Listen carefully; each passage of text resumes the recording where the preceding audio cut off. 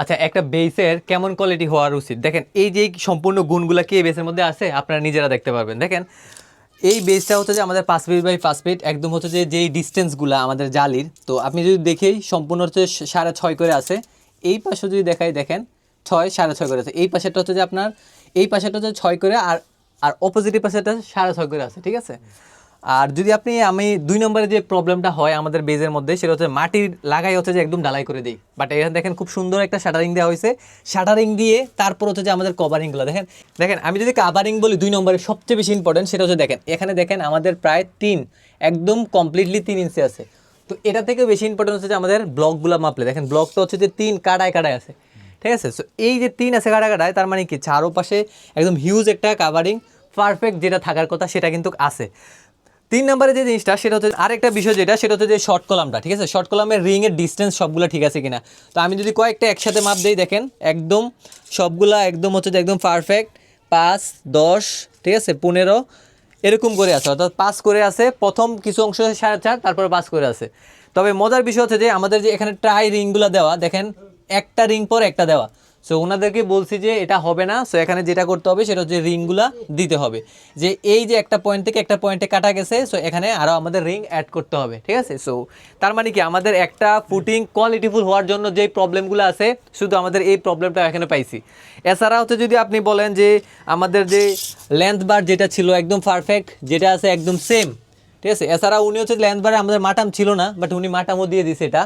আর প্রত্যেকটা পয়েন্টের মাটাম একদম একুরেট আছে, আর রডগুলো একদম সেম একুরেট আছে, ঠিক আছে। তার মানে আমাদের যে ঢালাইটা দিব, অনেক সময় ঢালাইটা আমাদের থাকে হচ্ছে যে 16 ইঞ্চি বা 18 ইঞ্চি 20 ইঞ্চি, হ্যাঁ। অনেক সময় এটা কিন্তু অনেক সময় কম হয়ে যায়, ঠিক আছে। সো এটা ঠিক আছে কিনা সেটাও আমাদের দেখা উচিত। তো দেখেন এই পাশে হচ্ছে যে আমাদের এখানে 17 আছে কাঠটা, তার মানে কি আমাদের এই বেজের ঢালাই হচ্ছে যে 16, ঠিক আছে। তারপর হচ্ছে যে আমাদের উপরে একটা কিগার হবে বা ডাউন হবে। সো এই পয়েন্টে একটা ডাউন আছে আমাদের, হ্যাঁ 3 ইঞ্চি ডাউন আছে এই পাশটা। সো এখানে আমাদের আমাদের এখানে কাঠটা 17 ইঞ্চি আছে, বাট আমাদের আসলে ডালাইটা হবে 16 ইঞ্চি। সো একদম পারফেক্ট আছে, এই বেসটা একদম কোয়ালিটিফুল হয়েছে। অর্থাৎ আমি আপনাদেরকে যেই জিনিসটা বলি যে বেসটা কেমন হওয়া উচিত, আপনাদের বেসগুলো এরকম হয় কি না সে এই জিনিসটার সাথে মিলাই নেবেন, ঠিক আছে।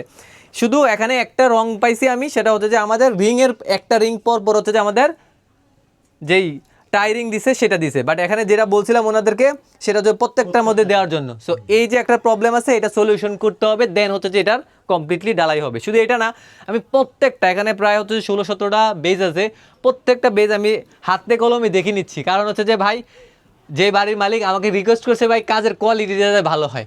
সো আমরা কোয়ালিটি এনশিওর করার জন্য বেজে নেমে বেজের সবগুলো বিষয় আমরা নিজেরা দেখতেছি। এটার মেন উদ্দেশ্য কি?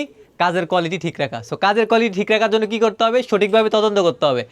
মিস্ত্রি যতই ভালো হোক, কন্ট্রাক্টর যতই পারদর্শী হোক, ঠিক আছে, তারপর হচ্ছে কাজের ভুল হওয়ার সম্ভাবনা থাকেই থাকে, ঠিক আছে। তো সেজন্য কন্ট্রাক্টর সাহেব আমার আসার সময় বলছে যে ভাই আপনি তাও দেখেন, যদি ভুল হয়ে যায় তাহলে আপনি একটু সলিউশন করে দেন, ঠিক আছে। সো এখানে যে প্রবলেমটা, এখানে টোটালি একদম পারফেক্ট একটা বেস, যদি আপনি এই যে টায়ারিংটাকে কম্প্রোমাইজ করেন, বাট এটাকে দিয়ে তারপর হচ্ছে যে বেসটা ডালাই দিতে হবে, আমাদের কোনো সারাসারি নাই, ঠিক আছে।